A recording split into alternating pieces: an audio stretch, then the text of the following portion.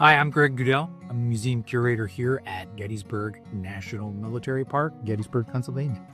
And I'm Mike Wallach. I'm the collections manager and exhibit specialist for the Gettysburg Foundation. And we are here today in the museum services work area and collection workspace at the Museum Visitor Center. This is a model 1858 United States Army forage cap. So this is the primary piece of headgear that U.S.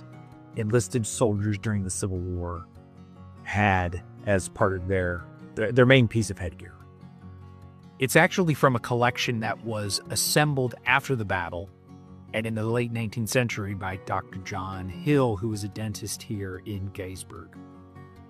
We preserved this actually in its condition because it can tell us more unrepaired than it could if it were repaired.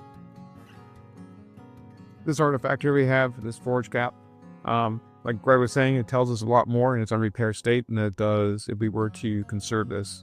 It also tells a story about, the common infantry and what they're wearing as far as headgear. It's also going to be used by the artillery and the cavalry as well too, as opposed then to their the dress hats they were wearing as well, also known as hardy hats. But this piece really gives us a good example of how these pieces are actually constructed. That's the main focus for this piece and presenting it the way it is. So researchers coming in, they can do research on this and then reconstruct these hats for living history or for making other museum pieces for display and so forth.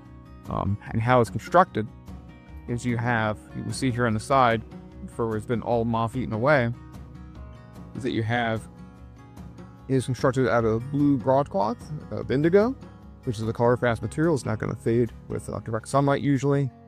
Down here as a stiffener in the sweatband area is buckram. This is going to help keep a shape for this half. Above this you have a silicea lining, which is usually either cotton or a linen fabric that there was used for binding during the 19th century quite often. And then above that here you then have the crown of the cap is made from pasteboard. And by something like this, it gives us the idea how these things are being constructed and then being used in the field as well.